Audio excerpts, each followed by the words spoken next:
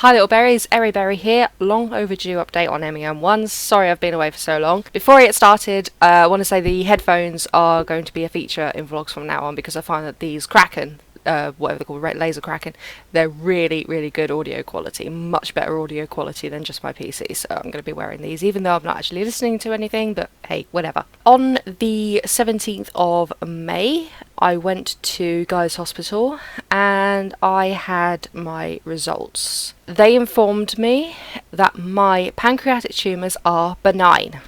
So I'm really happy about that. What they've done is they've prescribed me a monthly injection of something called lanreotide, which is a form of somatulin or somatostatin or something. It basically inhibits the hormones and stops the tumours from growing because they said that the tumours are, with these tumours, that size is an important factor. If they continue to grow even though they already are slow growing, they may undergo malignant change.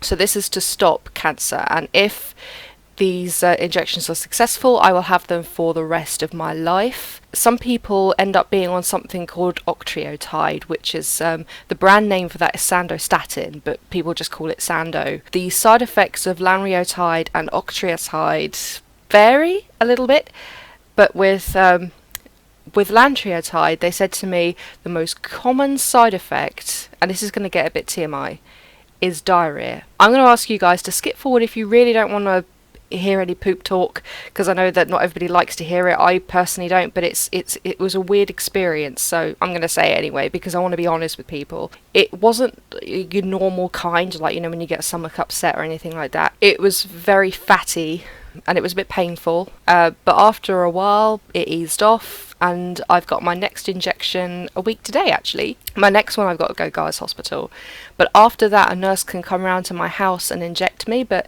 they only do 9 to 5 Monday to Friday, or usually those kind of times, but they can actually go to my work and give me the injection at work, or they can teach me or teach my wife how to inject me. Now the injection goes into the hip, the top of the hip, so I just need to just literally just ease the hip of my trouser down about 2 inches and that's it. So yeah, it was a bit sore, it was a bit painful, but apparently it would help to relieve some of the symptoms, and yeah, I actually did feel, despite the diarrhea, I felt okay actually, and they said vomiting might be something, like, you know, not having much of an appetite. It hasn't really affected that. Maybe for the first few days afterwards I didn't have a massive appetite, but I haven't really felt any different apart from, yeah, I just feel better in myself. I don't know whether that's just mental or what. So one more thing that I need to mention, or a couple more things I need to mention about MEN1 is that they told me that even though the MRI showed no pituitary issues, they actually confirmed this time that they had another look and they found a tiny microadenoma, that's it, on my pituitary gland. So they're not worried about that. They're going to just scan me again for it every 2 to 5 years. And with my pancreatic tumours, I won't have to have that many more endoscopies, which is good because I hate them. However, they did say that my calcium levels were towards the high end of normal, but they're not dangerously high. So they did more blood tests, but I don't know the results of them. They would have told me if they were anything bad, but they have said a parathyroidectomy might be advisable. But then I spoke to them and said, well, we don't want to go through unnecessary surgery, we're not overly worried. But then when they sent me the letter, it said something that they didn't tell me in the appointment, and the letter said that I had 2 renal calculi, which is calcification. So I have 2 kidney stones basically. I don't know which kidneys, actually it said renal, so I don't even know if it's the kidneys, it could be in the bladder. So apparently 1 in 10 people have calcification in their renal system without them causing any problems. But kidney stones, when they do start to aggravate, can be really painful. So maybe it's an idea that I have my parathyroids out. I don't have another consultation or appointment until the 22nd of October, which is like the year anniversary of having my initial preliminary tests.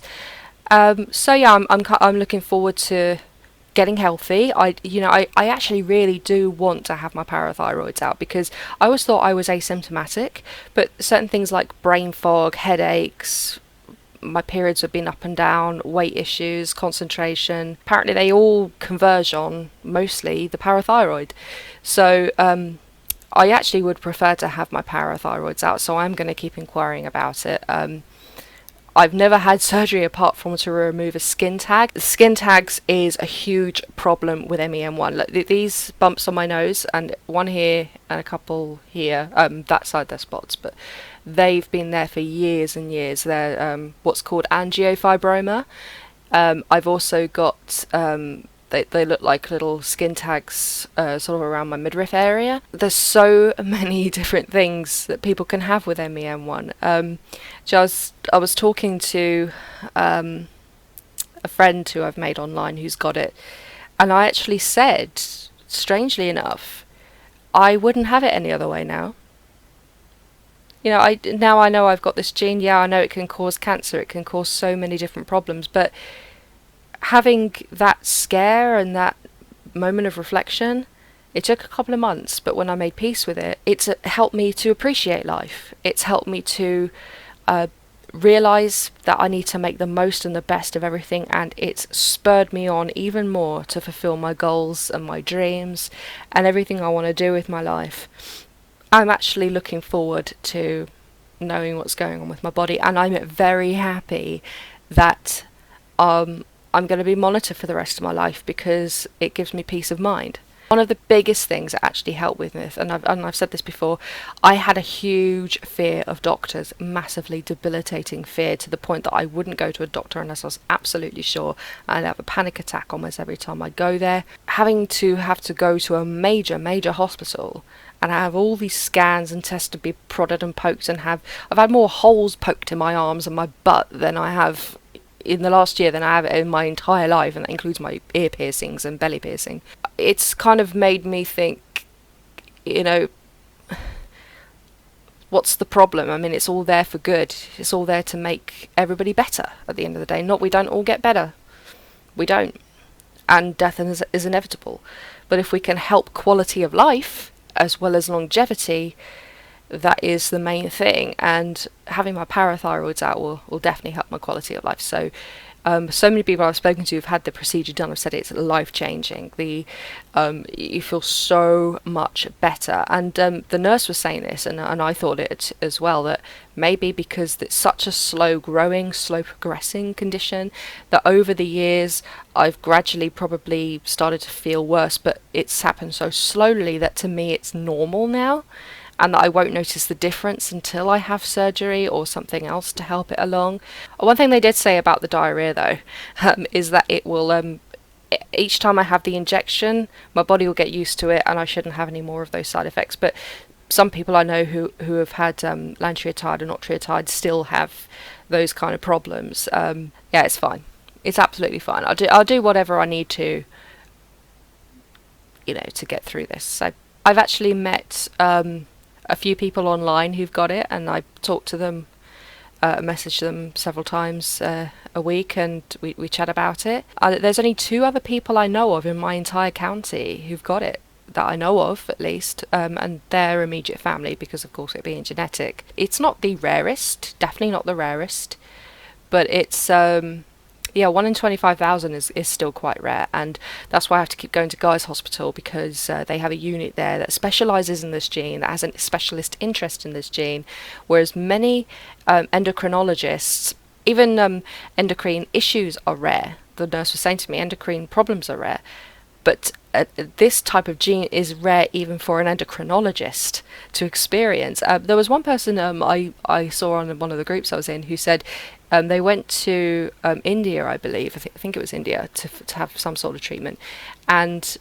the doctors and the medical staff there was so eager to meet him because they'd never met anyone with MEN1 before. So yeah, it's pretty, you find out that there's a rare gene and you happen to have it. Imagine that. Anyway, big news. I'm going to be starting a second channel. It's going to focus on true crime. Now, I love watching true crime. I find it very interesting. I also think it's a good thing to raise awareness. it's a good thing for people to know that certain things happen in the world. So I really hope that you will subscribe to that channel. When I eventually set it up, I will put links in all of my other videos to for everyone to check it out. So thank you very much for watching, and I'll see you soon, little berries. Bye.